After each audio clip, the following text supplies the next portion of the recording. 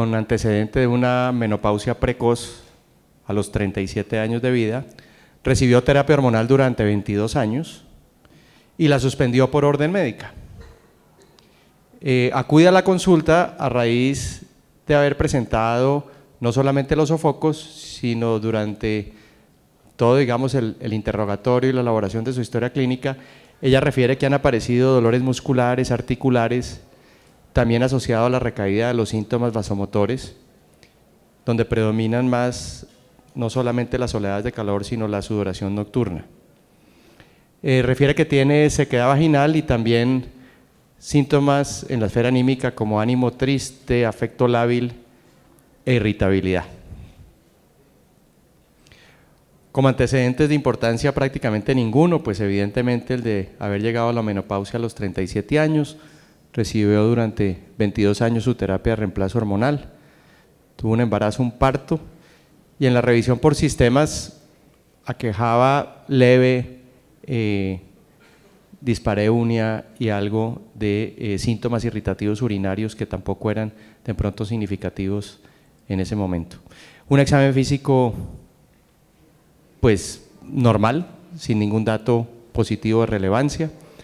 Los paraclínicos que traía para entonces mostraban como datos de pronto dentro del contexto pues una supresión hormonal significativa, menos de 5 picogramos de estradiol, con una FSH elevada, función hepática normal y una tendencia a la elevación de las cifras de colesterol LDL con un HDL colesterol en un rango normal. Ella refería dentro de también la consulta como dato curioso que a raíz también de la suspensión hormonal, decía ella, que comenzó a subirse su colesterol, una mujer que tiene una vida más bien saludable. Una mamografía normal, con unos senos poco densos, una calificación de BIRATS-2, una densitometría ósea que reportaba una masa ósea baja, especialmente en columna, con un T-score de menos 2,2 en L1, L4, sin factores de riesgo clínico para fractura. Entonces, en el contexto de esta mujer, uno debería preguntarse si sería conveniente o no, ante el cuadro clínico que tiene, por su edad y por esas premisas del pasado o esos mitos, si fuese conveniente o no retomar su terapia hormonal, o evidentemente sería la conducta adecuada habérsela suspendido. Entonces empecemos a analizar en el contexto de esta paciente, pues esa primera premisa del pasado, si los estrógenos producen cáncer. Entonces yo quiero que nos remitamos un poco a cuáles son los factores de riesgo para cáncer de mama, por lo menos los factores que están más determinados desde el punto de vista de los estudios epidemiológicos como asociación de riesgo, porque factores de riesgo para cáncer pueden haber muchos. Pero antes de eso, tenemos que tener en cuenta que más del 80% de las mujeres que hacen cáncer de mama, y eso yo creo que lo vemos en el día a día, no tienen factores de riesgo. Nosotros nos llegan a la consulta o descubrimos cánceres de mama en pacientes que en su historia familiar no hay cáncer de mama, en pacientes que no son obesas, en pacientes que no son fumadoras, en pacientes que no han tenido mastopatía con atipias y de repente apareció el cáncer. Dentro de los factores de riesgos, los que más puntúan y son de pronto las pacientes que deberíamos tener más vigilantes, más atentos a ello, son básicamente 4. La herencia, y la herencia estamos hablando aquellas mutaciones genéticas, el BCRA1 y 2, esto ocurre en menos del 4% de la población. Eso nos da un riesgo entre el 10 a 30 veces más cuando hablamos de riesgos relativos. El segundo, haber tenido una radiación, especialmente a nivel mediastinal, eso nos da más o menos de 7 a 17 veces más en riesgo relativo. Esas pacientes no son muy frecuentes, pacientes irradiadas a nivel de mediastino. Y las que sí son muy frecuentes de estos 4 factores de riesgo, ojo por ejemplo con aquellas mujeres que tienen densidad mamaria elevada. La densidad mamaria elevada, directa e indirectamente, es un factor de riesgo mayor para cáncer de mama y nos da más o menos 5 veces más de riesgo en riesgo relativo. Y aquellas pacientes, el cuarto factor de riesgo, que han tenido patología mamaria benigna con atipias, mastopatía con atipias. Y de resto hay un gran listado de factores de riesgo que todos son equivalentes. Por ejemplo, si ustedes ven, los riesgos relativos de la terapia hormonal en los estudios que se han preocupado solamente por ver eso, oscilan más o menos del 1.2 al 1.5, y por ejemplo ser obesa puede ser del 1.2 al 1.8, o tener la menopausia tardía puede ser 1.3, o ser una paciente nulípara puede ser 1.2. Entonces, si nos vamos a analizar esto solamente desde el punto de vista, llamémoslo estadístico, asociado a factores de riesgo, podríamos decir que a la luz de lo que conocemos y lo que está constatado en la evidencia, podríamos decir que los tratamientos hormonales puede ser el mismo factor de riesgo como ser nulípara, o puede ser el mismo factor de riesgo que tener la menopausia tardía después de los 55 años.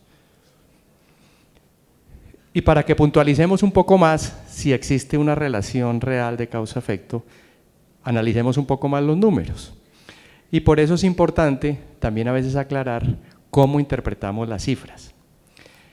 Cuando nosotros hablamos de riesgo absoluto, tenemos que decir que toda mujer sin factores de riesgo, que se encuentre entre los 50 y los 60 años de vida, independientemente de que no tenga ningún factor de riesgo, tiene más o menos un 2.8% de riesgo de hacer cáncer de mama. ¿Qué quiere decir eso? De cada 100 mujeres entre los 50 y 60 años, que las sigamos durante 10 años, 2.8 van a hacer cáncer de mama sin factores de riesgo.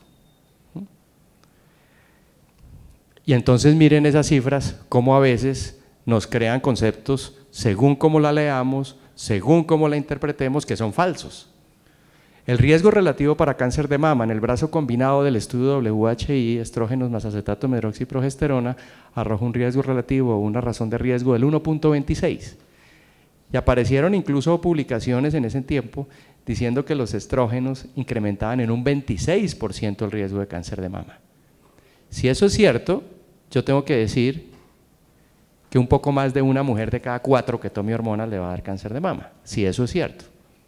Pero si yo aterrizo esa cifra de 1.26 a un riesgo absoluto, yo tengo que decir que la terapia hormonal de reemplazo en ese estudio durante los 5 años de tratamiento generó un riesgo absoluto de 3.5 por cada 100. Y si el riesgo de la población general sin hormonas y sin ningún factor de riesgo es de 2.8, quiere decir que recibir hormonas durante ese tiempo incrementó el riesgo de cáncer de mama en menos de una mujer por cada 100 durante los 10 años de uso. Esa es la manera, llamémoslo, aterrizada de poderle dar una calificación a un factor de riesgo que está asociado. Otra cosa muy distinta es decir que eso sea el factor causal directo del cáncer de mama. Y si nos vamos también a la historia natural de la enfermedad, por lo menos desde sus inicios hasta el diagnóstico con las herramientas que tenemos hoy en día, pues tampoco suena muy coherente pensar que hay una asociación directa de causalidad.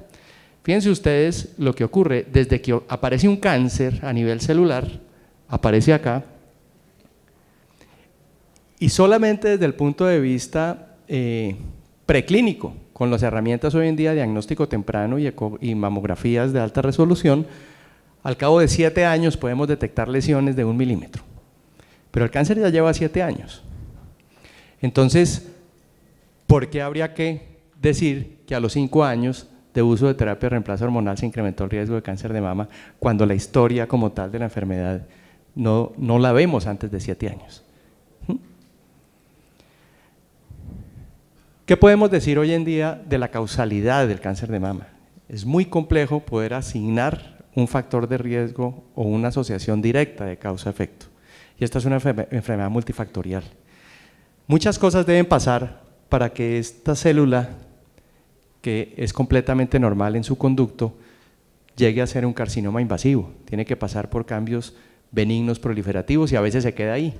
O a veces pasa a cambios hiperplásicos y a veces cambia a tipia y a veces se queda ahí, o a veces progresa a un carcinoma in situ y a veces se queda ahí, o termina siendo un carcinoma ductal invasivo. ¿De qué depende de que se quede en un punto de que progrese? De la susceptibilidad genética. Y la susceptibilidad genética va por muchos factores ya también conocidos. Por ejemplo, pacientes que tienen unos factores de riesgos más conocidos a tener una menor expresión de los factores supresiones de tumor. Otras mujeres que pueden tener, por ejemplo, más factores de riesgo asociados a que tengan una menor tasa de apoptosis celular. Otras son más vulnerables a los factores de crecimiento intramamarios y los estrógenos son factores de crecimiento intramamarios. Pero todos esos factores de riesgo que están determinados desde el punto de vista de la biología molecular y que lo llamamos hoy en día epigenética, cuando el factor de riesgo desarrolla alguno de estos cofactores para que esta célula sana termine en un carcinoma invasivo o se quede ahí, no los podemos medir. Yo no tengo ningún examen que me permita medir a mí cuál es el DNA que tiene esa paciente para tener un factor supresor de tumor más activado que otra. Yo lo que puedo medir es la densidad mamaria. Yo no tengo ningún examen que me diga a mí si esa paciente tiene una mayor propensión a tener un HER2 activo en una paciente sana. Yo lo que le puedo medir a esa paciente posiblemente es su celularidad cuando le hago una biopsia, pero no puedo medir más. Entonces, aquella que tiene la predisposición genética en un punto o en otro punto o en otro punto, los factores de riesgo se pueden convertir en factores desencadenantes que aceleren un tumor preexistente. ¿Y qué tenemos en la clínica? De datos que hoy en día también yo creo que nos confrontan para poder decir si realmente sí hay causalidad o no. Y vean ustedes lo interesante. Este es un metaanálisis y una revisión sistemática de la literatura publicada en la revista de cáncer de los Estados Unidos, en el Breast Cancer, por un grupo de japoneses, que analizaba la sobrevida de aquellas pacientes que tenían cáncer de mama y que cuando tuvieron el diagnóstico venían recibiendo terapia hormonal, comparándolas con aquellas mujeres que tuvieron cáncer de mama y mirar la sobrevida tanto por mortalidad global como por cáncer de mama mismo en las que no venían o nunca habían recibido terapia de reemplazo hormonal. Y lo que podemos ver es que la sobrevida por cáncer, o más bien la mortalidad por cáncer, es menor de manera significativa en aquellas mujeres que se les diagnosticó el cáncer y que venían recibiendo terapia hormonal. Y la mortalidad global también es menor, seguramente por lo que la mortalidad por cáncer, como parte del entorno de la mortalidad global, es menor. ¿Y eso por qué puede pasar? Probablemente porque la paciente que está recibiendo terapia hormonal y que le va a dar cáncer, esa paciente está más vigilada, la paciente acude más, la paciente tiene un sesgo, incluso el observador, que es quien le hace la mamografía, y se puede detectar más a tiempo. Y si se puede detectar más a tiempo, hoy en día sí podemos curar el cáncer de mama si lo detectamos tempranamente. Algo que también nos deja completamente despistados en la asociación de riesgo. Vean ustedes lo dramático de estos estudios que fueron hechos hace ya tiempo por los suecos, que son tal vez las personas que más lideran la investigación en cáncer en el mundo. Esto fue el grupo del Karolinska. Y el grupo del Karolinska hace unos años hizo dos estudios, uno se llamó el HABITS y el otro se llamó el Estocolmo. Y los dos estudios eran hechos en mujeres con cáncer de mama, con receptores hormonales positivos en adyuvancia antihormonal para mejorar la sobrevida, es decir, la mayoría de ellas tamoxifeno.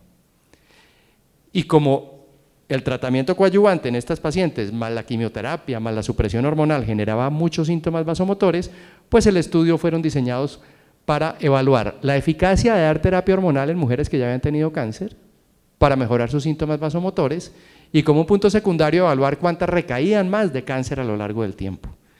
Pues el HABITS demostró que estas pacientes recaían más, tumor receptor hormonal positivo, recaían más y les daba más cáncer después de haber sido tratadas, y la del Estocolmo no.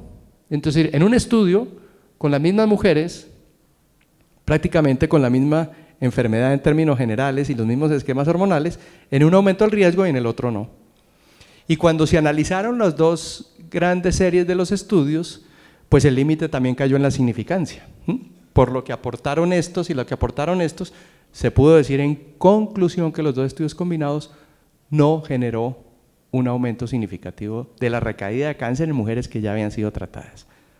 Obviamente esto generó un dilema y pues a la luz de la evidencia de hoy en día, pues lo mejor es decir que no, y esa es una de las contraindicaciones absolutas. Pero esto nos tiene que también poner sobre la tierra en decir, si fuera una asociación causal de riesgo, pues estas cifras no hubieran sido acá, hubieran arrancado desde acá seguramente, extremadamente hacia la derecha, en uno o en dos los grupos y evidentemente en el brazo combinado también. Los estrógenos aumentan el riesgo cardiovascular. otro de los mitos cada vez más desvirtuado, porque hoy en día yo creo que tenemos datos muy sólidos para pensar lo contrario.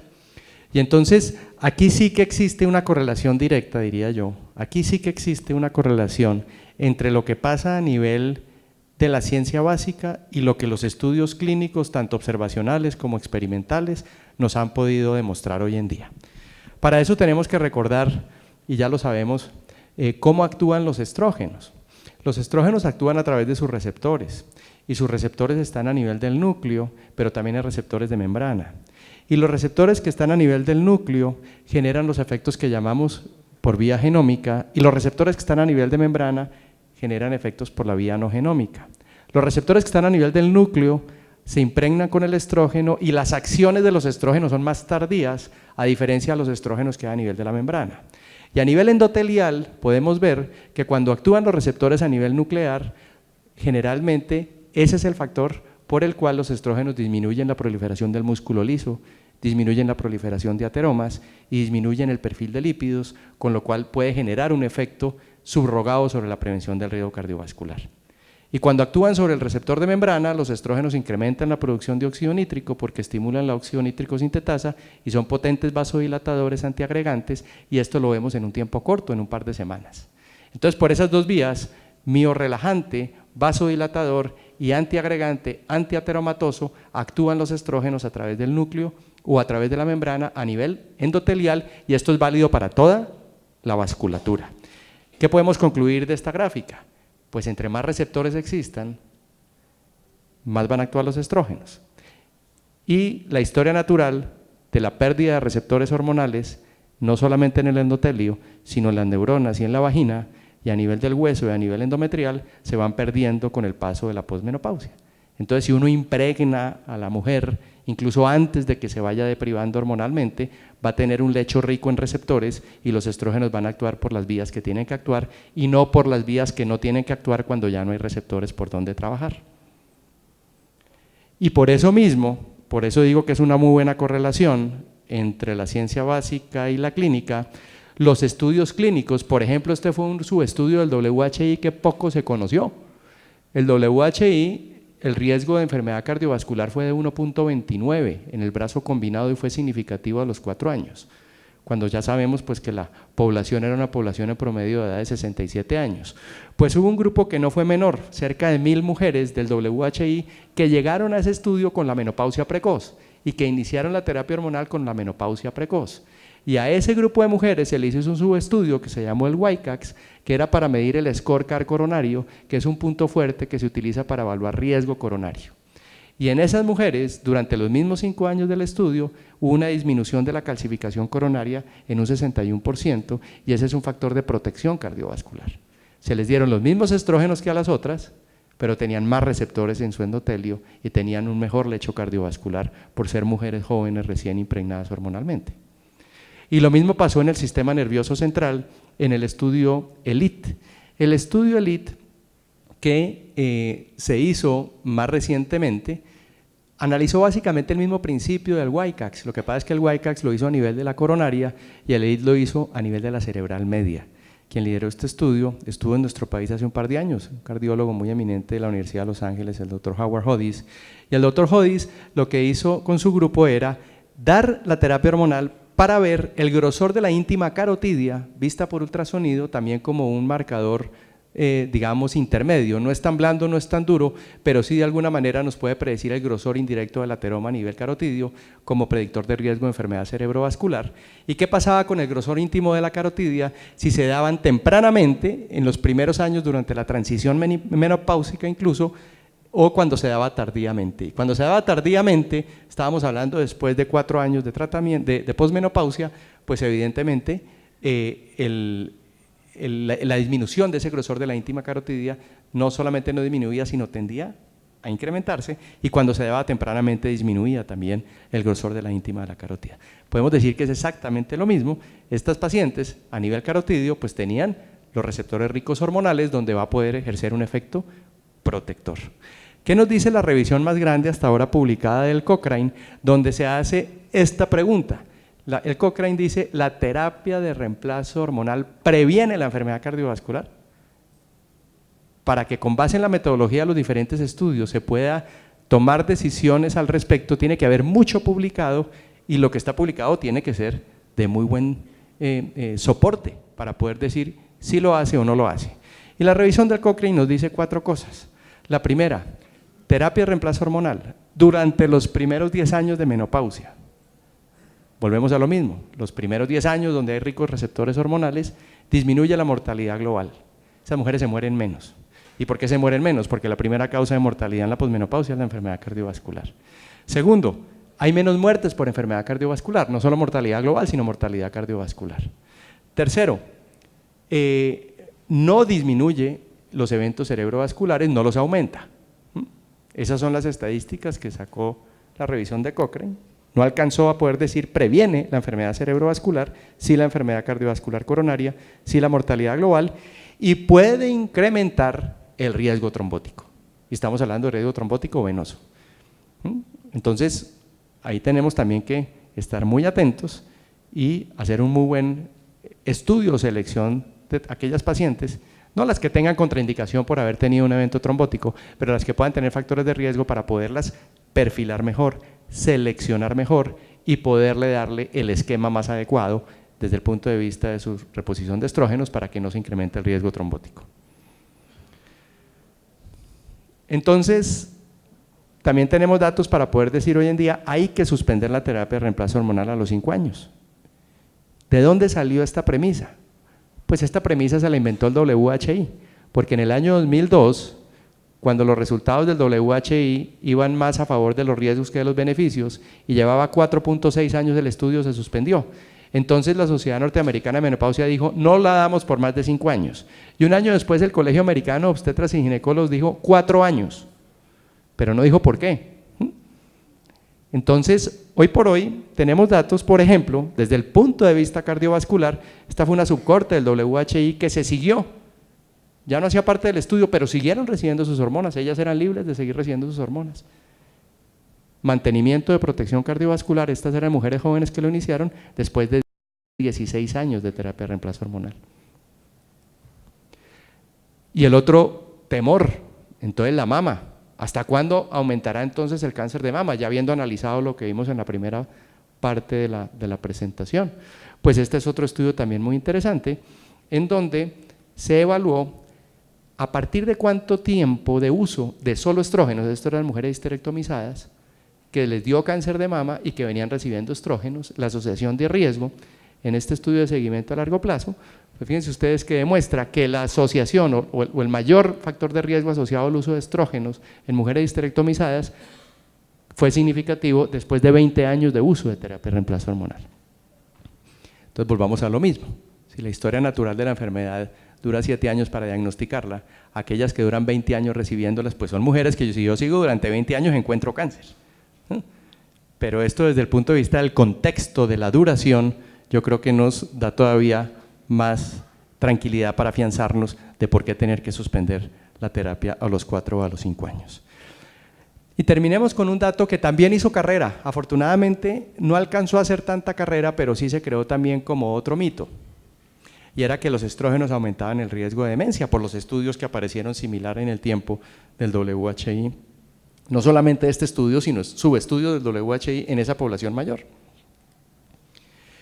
Y entonces podemos decir, y esto también es lo interesante, porque este es otro de los prototipos experimentales, así como a nivel endotelial, los receptores hormonales en el endotelio, como ya lo vimos, actúan de una manera en la mujer joven, en las neuronas pasa lo mismo.